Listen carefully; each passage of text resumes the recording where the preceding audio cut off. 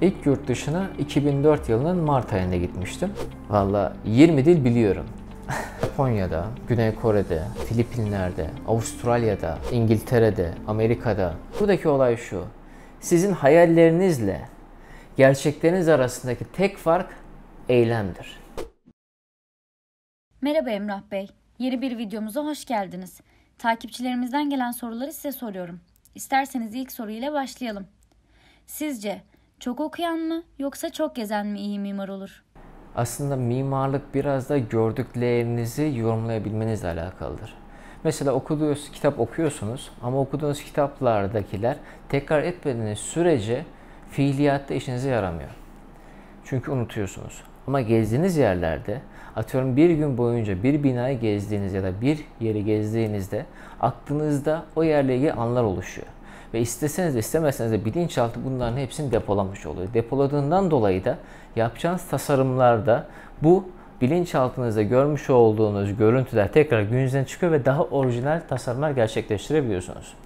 Dünyanın pek çok yerinde ya da Türkiye'nin pek çok yerinde gezip gördüğünüz binalar, mekanlar, yerler aslında sizin için bir mesleki kazanım oluyor. Ve bilinçaltına sürekli ekleme oluyor. Fakat sadece gezmek de yeterli değil. Çünkü o gezip gördüğünüz yerlerin tarihini bilmezsiniz. Kullanılan malzemeleri bilmezsiniz. İçeriğindeki fonksiyonları bilmezseniz bu sefer eksik kalır. Yani tasarlayamazsınız.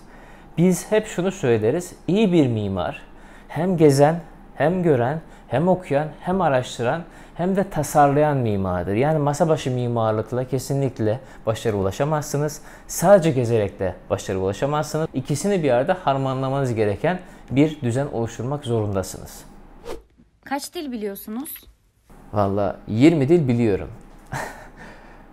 Ama kaç dil konuşabiliyorsun diye sorarsanız Türkçe zaten ana dilim. Bunun dışında çok iyi İngilizce biliyorum. Ve şu anda da özel ders olarak Almanca dersini alıyorum. Yanında da biraz Arapça öğrenmeye başladım. Bundan sonra gitmeyi planladığınız ülkeleri bizimle paylaşacak mısınız? Aslında bu yaptığımız konseptin içerisinde şöyle bir planlama da gerçekleştiriyoruz. Buradan, Türkiye'den yurt dışında ülkelere nasıl gidilir? Giderken hangi aşamalardan geçiyoruz? Pasaport kontrolü nasıl yapılıyor? O ülkeye vardığımız zaman vize kontrolü nasıl yapılıyor? O otele nasıl ulaşabilirsiniz? İş görüşmeleri nasıl yapabilirsiniz de ayrı bir konsepte çekimlerde gerçekleştireceğiz. Sadece buradan size bilgi aktarımı değil, bu geziler boyunca, iş görüşmeleri boyunca yaşadıklarımızı aktaracağımız ayrı videolarda önümüzdeki süreçlerde gerçekleştireceğiz. En kısa sürede uçuşlar açıldığında tekrar hem kendi ofislerimizi, ziyaretlerimizde, hem iş görüşmelerimizde hem de gezilerimizi sizlerle paylaşacağımız bir konsepte oluşturacağız. İlk yurt dışına ne zaman gittiniz? İlk deneyiminizi bizimle paylaşır mısınız? İlk yurt dışına 2004 yılının Mart ayında gittim. O zaman Mimarlık Fakültesi'nde 3. sınıfta öğrenciydim. Ki çok fazla İngilizce de bilmiyordum. Buradan Almanya'ya, Almanya'dan da Norveç'e gitmiştim. Norveç'in ikinci büyük şehri olan Bergen'de mimarlık üzerine bir konferansa katılmaya gittim. Bu konferans 3 gün gerçekleştirilecek. 3 günden sonra bir hafta saha çalışmasıyla birlikte konferansta yapılan çalışmalar anlatımını gerçekleştirecektik. Konferansın konusu sosyal hayatın mimari üzerine etkisiydi. Toplumların kültürel yapılarına bağlı olarak mimari projeleri tamamen değişti. Ki özellikle kuzey toplumlarında daha bireyselci yaşamlar ön planda olduğu için ve özellikle aileler 18 yaşına gelen bireyleri evden dışarı gönderdiklerinden dolayı ve bunlar kendi hayatlarını kurduklarından dolayı binalarda ondan dolayı daha küçük çaplı 1+1, 1+0, 2+1, 50 metrekare, 60 metrekare, 80 metrekare konutlar oluşturuluyor. Bizim Türkiye'de ise daha geniş aile yapısına sahip olduğu için 3+1, 4+1, 175, 220, 250 metrekarelik daire tipleri bulunuyor. Aslında benim orada öğrendiğim ilk deneyim şuydu. Bir bölgeye proje gerçekleştirmeden önce o bölgenin bir iş kültürünü, bir sosyal kültürünü öğrenmek zorundayız. Buna bağlı olarak projelerimizi gerçekleştirmemiz gerekiyor. Ve siz farklı bir ülkeye proje gerçekleştirecekseniz öncelikle o ülkeye turistik ziyaret yapıp kültürünü öğrenmeye çalışın. Daha sonra iş seyahati yapıp işini öğrenmeye çalışın. Ondan sonrasında da oraya uygun projeler yapacağınız deneyimlere sahip olacaksınızdır. Yurt dışında meslek hayatınızı etkileyen bir dönüm noktasını bize anlatır mısınız? Şöyle anlatayım ben size. Aslında bizim İngiltere ofisini nasıl açtığımızın deneyimini anlatayım ben size. 2018 yılının Eylül ayıydı. Bahreyn'e gitmiştik. Bahreyn'de bir toplantıya katılmıştım. Bu toplantıda bir otel tasarımı gerçekleştirecektik ve toplantıya davet olarak gittiğimizde bize otel tasarımıyla ilgili olarak dedikleri 120 odalı bir otel olacak ve bunun içerisinin tüm iç mekan tasarımlarını, malzeme seçimlerini ve supervisor'ını yapacaksınız dediler. Biz yeri araştırdık, ölçülerini aldık, sonra da fiyat verdik. Daha sonrasında firmanın CEO'suyla tam 4 saat süren bir toplantı gerçekleştirdik. Toplantının sonunda bize şöyle bir şey dedi. Emrah Bey, sunumumuz gayet başarılıydı. Yalnız dedi, yarın dedi biz patronla birlikte buluşacağız. Siz de saat 12'de öğle yemeğine bekliyor. Pekala dedim. Ertesi gün oldu. Saat 12'de biz öğle yemeğine gittik. Öğle yemeğinde toplantıyı yaparken saat 12'ye başlayan görüşmemiz akşam saat 8'e kadar sürdü. 8 saat içerisinde öğle yemeği yedik, ara çaylarını içtik, akşam yemeği yedik, toplantı yaptık. Tam 20 sayfa not aldım. O kadar çok not aldım ki size şöyle örnek vereyim ben. Yatak odasında kullanacak olduğumuz yastığın rengine kadar hepsine seçtik. Hepsini belirledik. Tüm konsepti oluşturduk, detaylarını hepsini yaptık. Bana en son şunu dedi patron. Dedi ki Emrah Bey gayet güzel, sunumunuzu beğendim, çalışmanızı beğendim. Size tekrar haberleşeceğiz. Ben de oradan otelime döndüm. Akşam saat 9 civarıydı. Abim inşaat mühendisidir, Kemal Çam. Kendisi aradı beni. Dedi ki Emrah iş ne oldu, alabildin mi? Dedim ki abi büyük ihtimalle işi aldık. Çünkü 8 saattir konuşuyorum, artık ağzım yoruldu konuşmakta. İnşallah aldım dedim. Ertesi gün saat 11'de telefonum çaldı. Firmanın CEO'su beni aradı. Hüseyin Bey'di ismi. Dedi ki Emrah Bey dedi, biz üzülerek belirtiyorum ki başka bir firmayla anlaştık.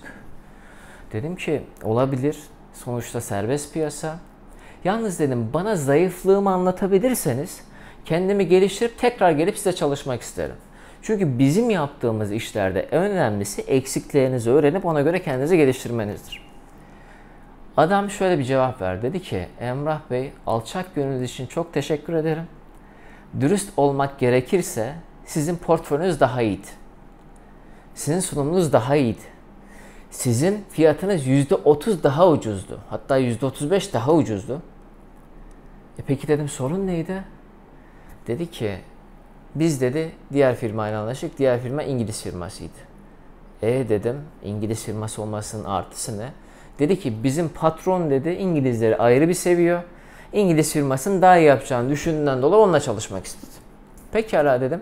Yalnız bana dedim firmanın ismini söylerseniz biz de buna göre oturur firmayı inceleriz. Daha neyi yaptığına bakarız dedim. Firmanın ismini söyledim. Google'da kısa bir araştırma yaptım. Firma doğru İngiltere'de bir ofisi var. Ana merkez ofisi Hindistan'da yer alıyor. Hindistan'ın New Delhi şehrinde merkez ofisi var. Firmanın CEO'su Hintli, çalışanları Filipinli, çalışanları aynı şekilde Endonezyalı ve Hindistan'da. Sadece İngiltere'de bir branch ofisi var, yani şubesi bulunuyor. Ve bu firma aslında bir Hint firması. Hemen geri aradım Hüseyin Bey, dedim ki Hüseyin Bey siz bana bunu İngiliz firması olduğunu söylediniz ama bu bildiğiniz Hint firması. Ve benim bildiğim Bahreyn'de Hint firmalarına karşı bir önyargı vardır. Çünkü işlerini yavaş yaptıkları söylenir. Verdiği cevap şuydu. Evet Emrah Bey, ben de aynı şeyi söyledim patrona. Patronun bana dedi, eğer İngiltere'ye gitmişlerse daha iyidirler. Dedim ki ben zayıflığımı anladım. Sonra döndüm. 6 ay boyunca araştırma yaptık. Arkadaşlarla görüştük. İngiltere'ye gittik. İngiltere'de görüşmeler yaptık 2-3 kere bu süre zarfında. Orada görüşmelerin sonunda muhasebeciyle anlaştık, avukatla anlaştık, yerel firmalarla görüşme yaptık ve İngiltere'de ofisimizi açtık. Aslında bizim orada öğrendiğimiz lokasyonun ne kadar önemli olduğuydu. Çünkü bu dünyada nerede iş yaparsanız yapın, Türkiye'de de yurt dışında, sen kimsin sorusundan önce sorulan ilk soru sen nereden geliyorsun?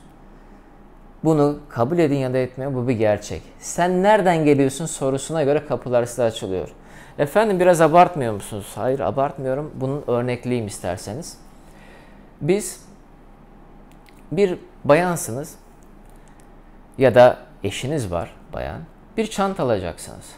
Bu çantanın birebir aynısını düşünün. Birebir aynı çanta. Birinin üzerine Made in China yazıyor. Çin malı. Birinin üzerine Türk malı yazıyor. Birinin üzerine İtalyan malı yazıyor. Çin malının fiyatı 100 lira. Türk malının fiyatı 500 lira. İtalyanın fiyatı 2000 lira. Hepimize şöyle bir algı oluşur. Çin malı çakmadır. Bu para etmez deyiz, dışarı koyarız. Türk malına replika deriz ya da birinci kalite diye bakarız. İtalyan malına ise orijinal deriz. Hemen hemen pek çoğumuz paramız varsa İtalyan markasını tercih ederiz. Paramız yoksa ya da azsa Türk markasını tercih ederiz. Çin markasını almaya bile bakmayız. Bu algı aslında hayatımızın her noktası hepimizde var. Yani biz bile mal nedir bakmadan önce malın nereden geldiğine bakıyoruz. Biz de firma olarak bu eksikliği gördükten sonra 6-7. ayının sonunda İngiltere'de ofisimizi açtık. Nisan ayıydı. İngiltere'de ofisimizi açtıktan sonra hemen ben geri aradım Hüseyin Bey. Dedim ki merhaba Hüseyin Bey, beni hatırladınız mı? Hatırladım Emrah Bey dedi. Yalnız ben artı 44 numarasını aradım. Yani İngiltere'den İngiliz koduyla aradım. Dedim ki Hüseyin Bey ben artık daha güçlüyüm dedim. Bir gülümsedi. Hayırdır dedi. Dedim ki artık biz de İngiliz firmasıyız dedi. Güldü. Emrah Bey dedi keşke dedi zamanında açsaydınız dedi. 6-7 aydan beri bu firmadan büyük sıkıntı çekiyoruz. İşimizi bir türlü yapmıyorlar, sürekli geciktiriyorlar. Sözleşmedeki ceza maddesinden dolayı işi de iptal edemiyoruz. Bundan dolayı büyük sıkıntıdayız. Dedim ki hiç sorun değil.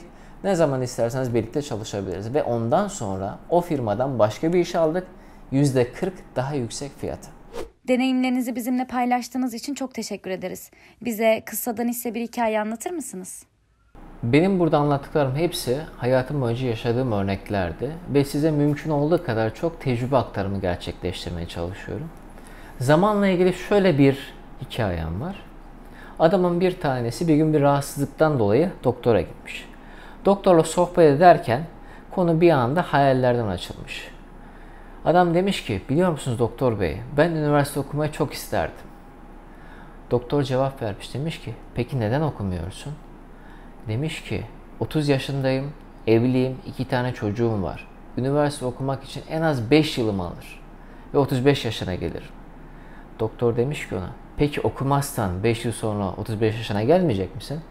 Adam durmuş, düşünmüş. Demiş ki haklısınız doktor bey. Buradaki olay şu. Sizin hayallerinizle gerçekleriniz arasındaki tek fark eylemdir. Eyleme geçtiğiniz an itibariyle hayalleriniz hedeflere, hedefleriniz de gerçeklere dönüşür. Sizler de kaç yaşında olursanız olun, hedefiniz için bugün eyleme geçin. Unutmayın, zaman herkes için aynı işliyor. Bunun içerisini doldurmak sadece sizin kararlılığınız ve eyleminize gerçekleşir. Bizi izlemeye devam edin ve lütfen bu tarz videoların devamı için de abone olmayı unutmayın.